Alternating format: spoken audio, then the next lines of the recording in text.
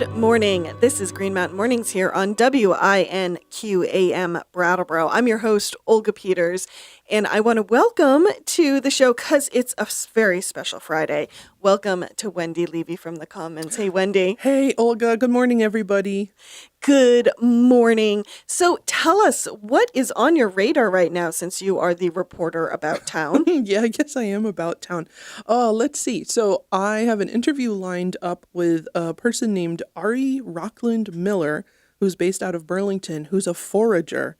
He goes out into the wilderness to find food, and he is leading a mushroom foraging workshop in late August at the Nature Museum in Grafton.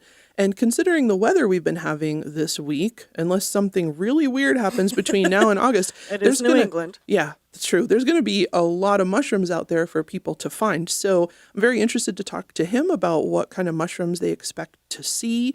I will warn folks who might be expecting psychedelic mushrooms out of this that is not part of the program. So if that is something that interests you, you're on your own. Tread carefully. I could put you in contact with one of the residents I lived next to in college who grew psychedelic mushrooms in his room. I will neither confirm... He's in jail now. I was going to say, I will neither confirm nor deny my interest. That's wise. But yeah, this workshop will be about culinary mushrooms that a person can find in the woods. And how about what's happening with Guilford's town offices? Are they moving forward? Yeah, it seems that way. That's something I've been keeping an eye on. I know they had a select board meeting recently. I haven't checked it out yet, but I hope that they talk about that a little bit, because I'm interested to see, how that is progressing, because I think that's pretty exciting. The plans that I heard about what they want to do with the renovations of the town offices sound like it's going to really enhance just the usability, the user friendliness, I should say, of that building, not only for the staff and the select board, but also for the public who needs to come in and interact with town employees. And one last thing, I think you mentioned that the Landmark Trust, which is it owns Scott Farm, is one of its properties. Yeah. Are they looking for a new executive director? They sure are, yeah. And they're the folks who own the Rudyard Kipling house. I can never say that name. I could say Rudyard Kipling, but the name of the house... Nalaka. You can say that. That I can do. His first name I can't do. We're a great pair. I can say Rudyard Kipling and you can say... Nalaka. Awesome. So yes, they are looking for a new executive director, and I have interviews lined up to talk to some of the folks at Scott Farm and also some of the folks specifically at Landmark Trust about that. So, I'll see what shakes out with that, and that will be coming up in future issues of the Commons. Can't wait. Always love to hear what is on your radar, Wendy. Thank you. Wendy and I are going to head to break, and of course, we are going to keep chatting because we can't help ourselves. And probably dancing. and dancing and playing some music and having a little party. Yeah, having some iced tea. And then we'll be back after the commercial break, and we'll talk about serious things like news. News. Welcome back. This is Green Mountain Mornings on 100.3 FM, AM 1490. I'm your host, Olga Peters. Hey, Wendy Levy from the Commons. Hey, Olga Peters. So we have talked a bit about the fact that there is a new leadership in the planning department in Brattleboro. Sue Fillion has taken over. Oh, yeah. You had an interview with her, and it sounded really fascinating. You guys were talking about creative placemaking and bike corridors and things like that. Tell me a little bit about all that. Yeah, so when I went and talked to Sue, and I had a great time talking to her too. I think she's a very nice person, which is something, we hope for in our public officials.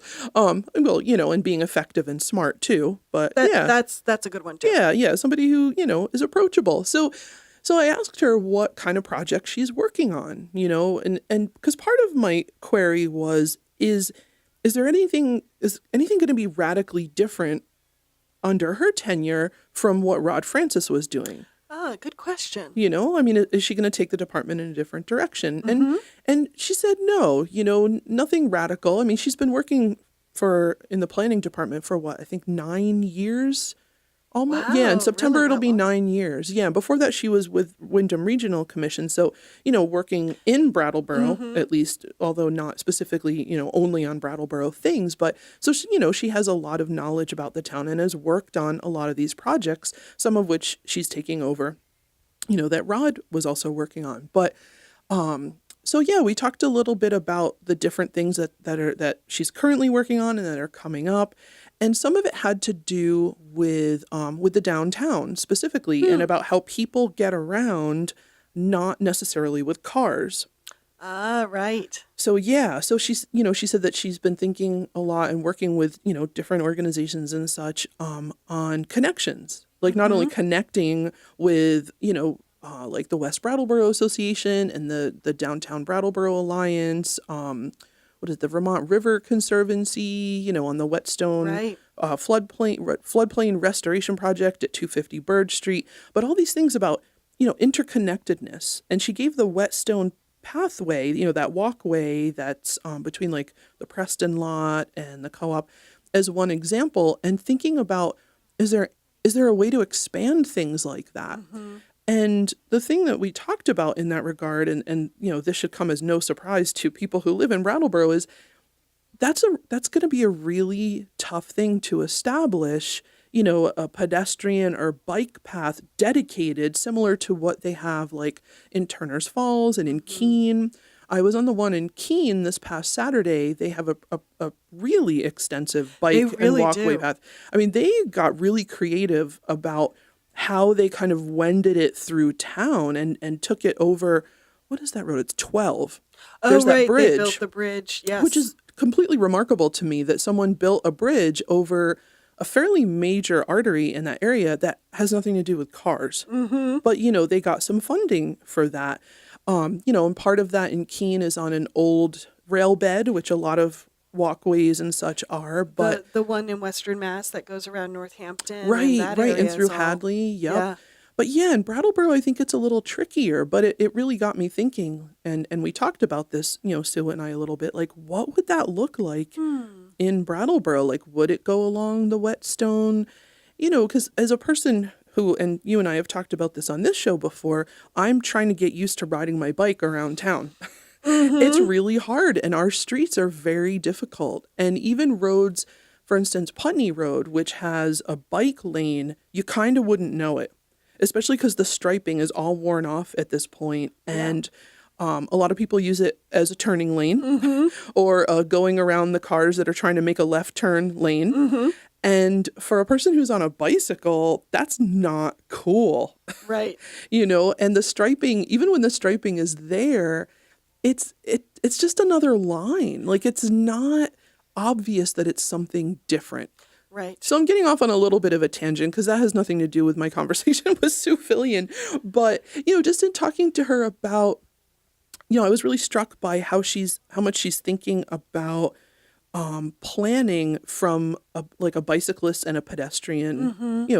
It's not just about cars. Right. It seems like she has a lot of creativity. And actually, she mentioned something with creativity in the title. She was talking about creative placemaking. Right. For downtown Brattleboro. She said, Brattleboro, in terms of its development, is a really attractive town, which I agree. It's a really pretty town, yes. It is, but there's not a lot of place to put new stuff. No, it's really built up and it's very congested. Yeah. And so to do any kind of, even a small new thing, even a temporary thing, you have to be pretty creative in order to site it. But one of the things she mentioned is something that's going to be happening soon in downtown, and they've talked about it at the select board. It's a thing called a parklet. Have you heard about that? Yeah, Stephanie Bonin, thank you. Whew, that from just the went DBA. whoosh. I know it is.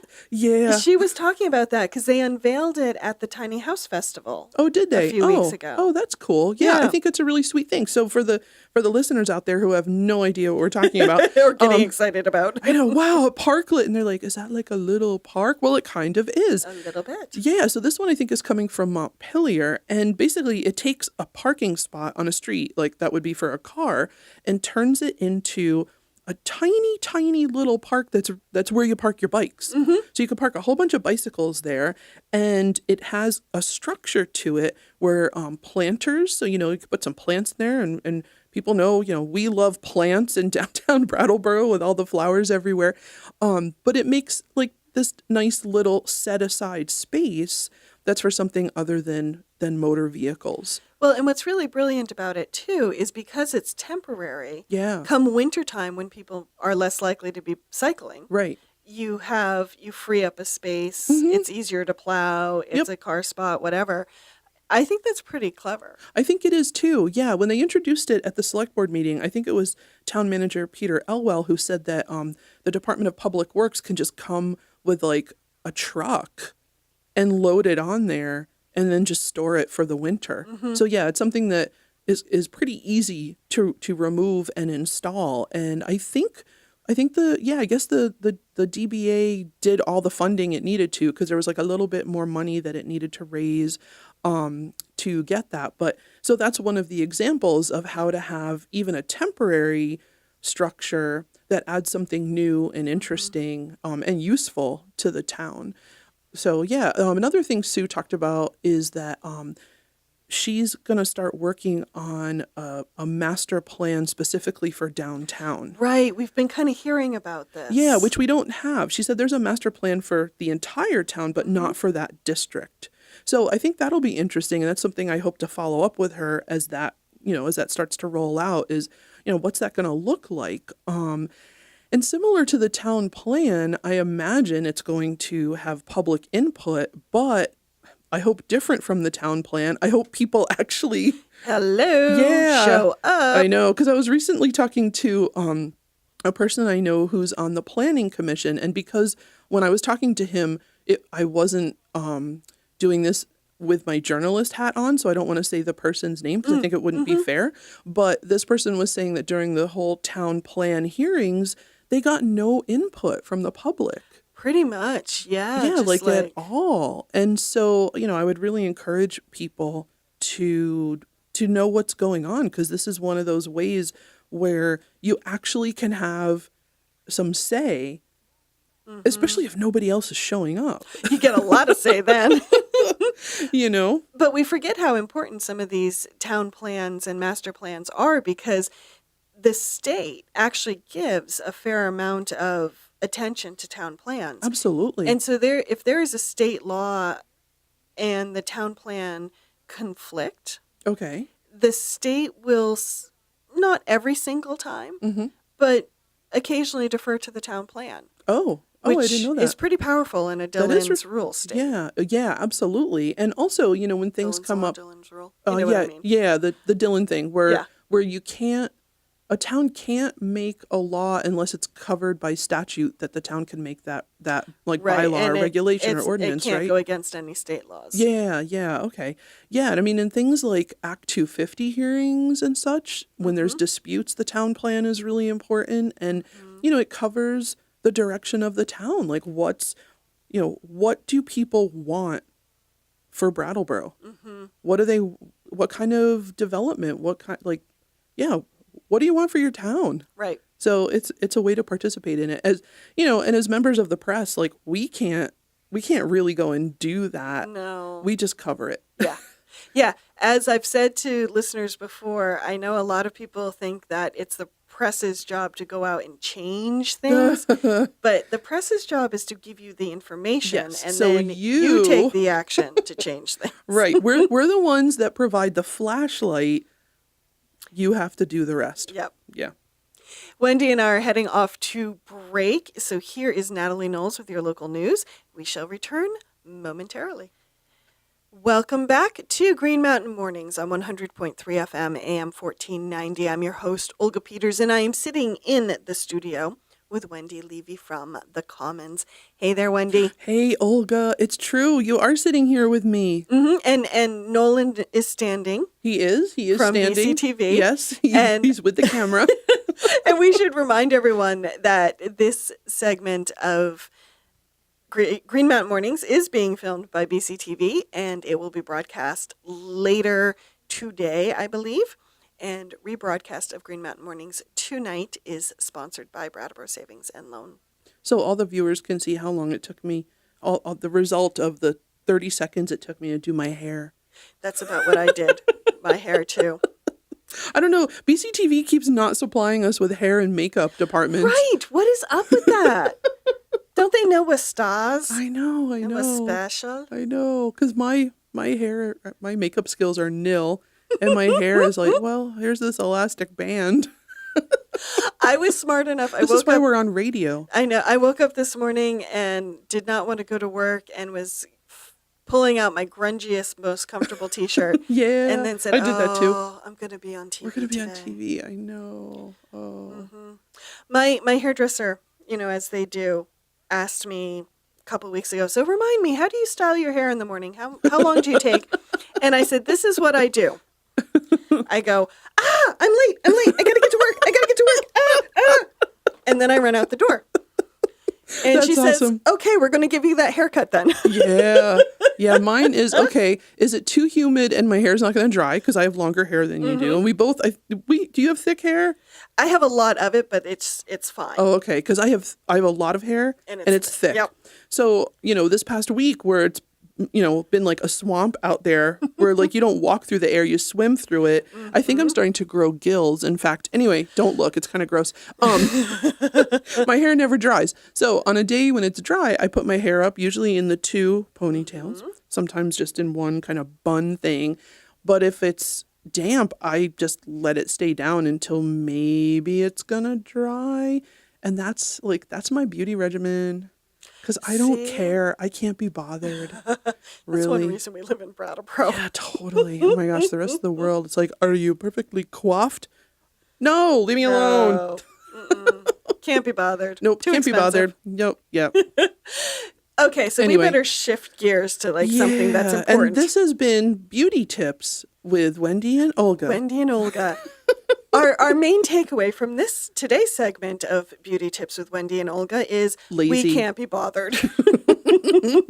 Forget about it. It's not important. we look good enough as we are. Please. All right, what are we really here to do? We're here to talk about local news. Oh, right. Such as Windham County received its first chapter of the NAACP. Yeah, which is pretty remarkable because the NAACP has been in existence for 109 years.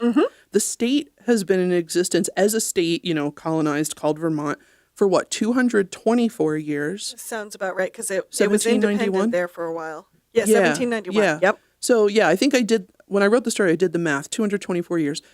It was only a couple years ago that Vermont got its first NAACP chapter. And NAACP stands for National Association for the Advancement of Colored People. Yes. And these days, we don't use colored people as a phrase, although we do refer to them as people of color. But, when it was founded 109 years ago, that was the name that it was given. And so, yeah, now there are 2 active chapters in the state and one that I think is sort of like in flux. So there's one in Rutland, one in the Champlain region, and then now, starting I think in February when they got their charter from the National Association, there's a Windham County branch of the NAACP, which is pretty exciting. And it was started by 2 somewhat young people, which is pretty great, to see young people doing this kind of activism. They both were SIT students, and they both are now working at SIT. And the president of the Windham County NAACP, his name is Stephen Gillum, and the vice president is Jesse Roaza. And I interviewed them a couple years ago when they were trying to start the chapter here. And it was a really fun interview. And it was great to talk to people who had moved to this area recently, to go to school, who are both people of color, who come from places where there are more people of different skin tones, whereas here, there's a lot of white people. Right. And they both noticed that. And they both talked about when they moved here, experiences that they had with racism in the area. And also, the desire to to do community activism and to bring attention to issues of racial and social justice. So it was great to interview them, a couple of years ago, and then see that they made their goal. Because to start an NAACP chapter, you have to get 100 people who want to belong to that chapter to sign on as members, and they could be from anywhere. Right. And the thing that that I think is worth noting is a person of any race, of any gender can join. And in fact, the NAACP was started by a combination of white and African American folks. Yep. So yeah, it doesn't matter what color you are, you can join. You don't even have to live in Windham County or work in Windham County. Yeah, which is something I didn't realize. They had told me when I interviewed them last week that they have some members who live in New York State. There's I think maybe one or two down south in the Midwest. And I think there's a couple of good reasons for that. One that they mentioned is that, if you've had a connection with this area before and you want to stay connected to, what people are doing for social justice in the area, then you can do that. But also, if you think about that Vermont didn't have its own NAACP chapter until recently, if you are a person who lives in Vermont and there was no chapter here, you should still be able to join a chapter. Right. So nationally, on the national level, making that policy make sense so that they can still have that benefit of, support and connection. So yeah, they're still looking for members. They are actually looking for, I think, another officer too. And they meet monthly. They have a Facebook page, and I think they have a website also, but I'm not sure. I know they definitely have a Facebook page because doesn't everybody? But yeah, it was a really great interview with them. They both have a lot of energy. They're really committed to this. They're doing a lot of collaboration. They both stressed that we're not here to reinvent the wheel. Other groups are already doing a lot of work. We want to support them and work with them. So, they're working with, everything from law enforcement to other racial and social justice organizations, not only in Brattleboro and Windham County, but on a statewide level also. You know what's nice too about belonging to a larger organization such as the NAACP is, bless our hearts, Vermont and Brattleboro Vermont in general, Brattleboro specifically. Yeah. We have our Napoleon complex. Oh, we are a little bit like those little dogs that go yip, yip, yip after dogs 5 times their size. Oh, I have a story about that. Yeah, we will get to that story. Yes, I do know. I do know about the Napoleon complex. Yes. And I think Vermont, we always want to be a leader. We always want to be the forerunner on so many things. To be ahead of the curve. And in a lot of ways we are. But that doesn't mean that we have to reinvent the wheel every time. And it doesn't mean that we can't benefit from support and from those who have gone before us. Absolutely. And so I can see how something like joining the NAACP could actually bring fresh resources and ideas to the community. I think that's really cool. Yeah, I think it's really cool too. Yeah, I'm really glad that they were successful. I didn't think they wouldn't be. I had confidence in them, know. So yeah, more power to them. And talking of little yippy dogs. Yeah, so I had a dog with a Napoleon complex. I think every little dog has a Napoleon complex. It's true. So in last week's Commons, the centerpiece story was actually illustrated by a picture of my dog, but my dog from 20 years ago, which was the last dog that I had. And I didn't, I knew that I still missed her. She was really important to me. It was during a really crucial time in my life. I didn't realize how much I was still grieving her until I showed up for what I thought was going to be a regular interview over at the Brattleboro Hospice offices on Canal Street. I was there to talk to a couple folks about their new program, which is a pet loss support group. So, I was talking to the person who facilitates the group, Cheryl Richards, and I was talking to the person who does the programming there, and then 2 of the people who've participated in the support group. So I thought, I'll get some information. Well, it turned into a pet loss support group meeting, which I didn't realize because, they start talking about their experiences with losing their pets. And I start thinking about my little dog and I start crying in an interview at work. I'm like, oh my gosh, what's going on? Like, this isn't what's supposed to happen when I'm at work. I'm not supposed to start crying. Like, we're supposed to be that neutral, stalwart presence. Except we're human beings. Despite what Trump says, yes, we are. And especially when we're talking about pets, like I think anybody who's ever had a pet, and Cheryl Richards, who facilitates the group, brought up a really great point in the meeting. She said, we're not just talking about dogs and cats here. Right. Anything that has fins or feathers or scales. She said, to a little kid, even their pet toad could be really important to them. And it's true. You forge a connection with this creature that, unlike people, is pretty much like always gonna listen to you. Maybe not behave, like maybe not heed what you're saying, but they're not gonna ignore, they're not gonna walk out of the room, or they're not gonna judge you. So back to the Napoleon complex. So my little dog, which was on the cover of last week's paper, her name was Tasha. She was a Pekingese. She weighed somewhere in the neighborhood of 6 or 7 pounds. So we used to live on Elliott Street. This was I was in my early 20s. I had a friend who had a Rottweiler. And when people see Rottweilers, they're like, oh my gosh, those are scary dogs. Well, this dog was really sweet, but he was a Rottweiler. So he looked like a Rottweiler. So he would come into my apartment. My friend would bring him over.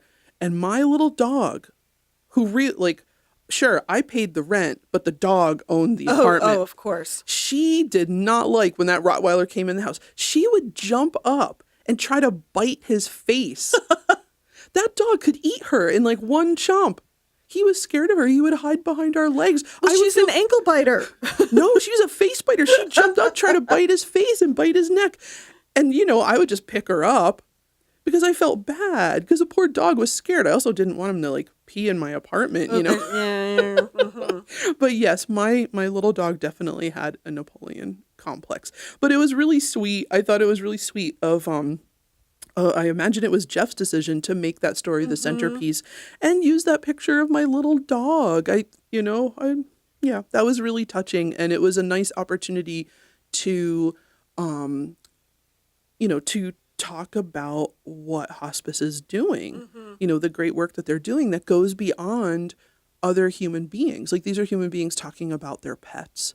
So yeah, the support group meets monthly. You have to look at the article. I think it's the 4th Monday of the month, which Cheryl Richards was like, it doesn't always mean the last Monday of the month. It's the 4th Monday. Right. So yeah, there was one this past week on Monday, which I couldn't make, unfortunately, because I think I'm going to go. I still got some stuff to talk about with my dog, obviously, even though it was 20 years ago. But the next one in August, I'm going to try to go to, and oh gosh, it's terrible. I can't remember what time. I think it's like 6 to 7:30. Okay. But if you go on the hospice website or you give them a call, they'll be able to tell you. And it happens in the kitchen, which is on the first floor. And yeah, I'm really glad they started that program. I think it's really great. And thanks for bringing it to our attention, Wendy, because we can never, if we forge a connection with a living being and that connection is broken, like through death, there is a loss there. Yeah, absolutely. And it's a loss we need to acknowledge. So thank you. You're welcome. We are heading off to commercial break, but hey, everybody out there, thanks for listening in. And Wendy, thanks for being here today. Thank you for having me, as always.